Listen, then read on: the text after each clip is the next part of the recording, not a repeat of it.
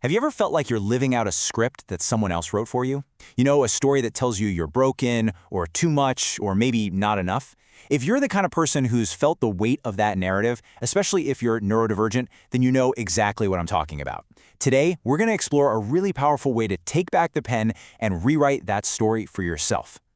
Yeah, messages like this, whether they come from other people or, let's be honest, our own inner critic, they create what narrative therapists call a problem-saturated story. It's this narrative where our whole identity just gets swallowed up by the problem. And it's something folks in the neurodivergent community have been pushing back on for years. But here's the thing that almost no one talks about. These stories aren't facts, they're just interpretations. So that leads to a really crucial question. If a story can be written, can it also be rewritten? Okay, so let's really dive into this. To understand how to rewrite the story, we first have to get our heads around the worldview it even comes from. Because that "I'm broken" feeling, it's rooted in a very specific and, frankly, pretty limited way of seeing the world. But there's a powerful alternative. For strategists, now what's so interesting here is the framework this gives us. On one side, you've got the traditional medical model. It basically says the problem, whether it's autism, ADHD, you name it, is located inside the person's head. And so the goal is to fix it, to normalize it. But on the other side, we have the neurodiversity paradigm. And this completely flips the script. It says, hey, wait a minute, the problem isn't the person's brain, it's the mismatch between that person and an environment that just wasn't built for them. So the goal shifts from cure to accommodation and quality of life. It reframes the whole thing as a natural, even valuable part of human variation. And this shift in thinking is the perfect doorway into narrative therapy. This approach, developed by Michael White and David Epstein, is built on one just beautifully simple and revolutionary idea. The person is not the problem is the problem. For settlers. So, the main way they do this is through a really safe and practical technique called externalization. It's all about creating space. You take the problem, say anxiety or overwhelm or social difficulty, and you basically place it outside of yourself, conceptually. You can give it a name, you can observe its tactics, and this small act of separation does wonders. It reduces shame and starts to give you back a sense of agency. Think about it. You can't really fight something that you believe is you, but you can absolutely develop strategies to deal with an external force. And this slide just illustrates how simple that shift can be. It's one of those non-obvious tricks with a huge payoff. I mean, changing "I am anxious" to "anxiety is affecting me." It might seem like it's just words, but it's a profound identity shift. In that first statement, you and the anxiety, you're one and the same. But in the second one, you are a whole person who is just currently being influenced by anxiety. And if it's just an influence, well, then its power is no longer absolute, is it?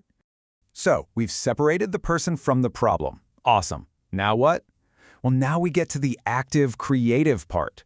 This brings us to a really practical framework for actually reauthoring your life story.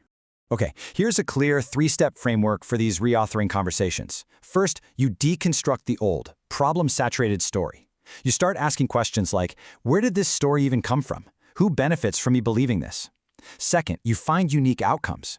These are often called sparkling moments, and it's any memory, no matter how small, where the problem did not win. It's the proof that a different story is even possible.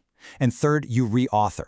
You start weaving these sparkling moments together to create a new, preferred narrative, one that's actually grounded in your real strengths and your values. But just talking isn't the only way to get this done. For explorers, one of the most fascinating and creative tools for this whole process is a visual metaphor called the Tree of Life, which was originally developed by a Zimbabwean psychologist named Nkazelo Nkubemilo. So, here's the simple version of how this works. You draw a tree, and each part of that tree represents a different part of your life, but it's all framed through a lens of strength. The roots are your history, where you come from. The trunk stands for your skills and values. The branches reaching up are your hopes and dreams for the future. The leaves are all the important, supportive people in your life, and the fruits are the gifts and contributions you've given to the world. It's a way to tell your whole story, not just the problem-focused parts. And believe me, this isn't just some nice little exercise. It has real-world impact. Take the story of Colin, a man with Down syndrome who was transitioning into supported living. His staff at first kind of saw him through a deficit lens, but Colin created his tree of life and he presented it to them. That act, it wasn't just therapeutic for him. It was what you might call a definitional ceremony that completely changed how his community saw him. He wasn't a collection of problems anymore. He was a person with a history, skills, and the identity of a man now. So ultimately, this whole journey is about moving from a story of just surviving, navigating a world that wasn't built for you, to a story of thriving, where you are the acknowledged author of your own life. And let's be absolutely crystal clear about this. The goal of narrative therapy, when it's applied in a neuroaffirming way, is never to encourage masking or performing neurotypicality. It's the exact opposite. It is about building a life that honors your authentic self, that supports your sensory needs, and celebrates the unique way your brain works. It's about dismantling that internalized ableism, not reinforcing it. For social smarts, for our crowd, for people who really get this, that distinction is absolutely everything. And that brings us to the end, but also to a new beginning. We've explored how to separate yourself from the problem, deconstruct those old narratives, and use amazing tools like the Tree of Life to author a new one. For explorers, there are even more advanced techniques, like using outsider witnesses to have your new story validated by a supportive audience. But that's a story for another time. For now, the question isn't what story has been written about you, but what story you will write next. If this explainer opened up a new perspective for you, please think about sharing it. You never know who might need the tools to pick up the pen and start their own new chapter. If this touched your heart, please subscribe, like, and share it with your family. Save this for more meaningful content ahead.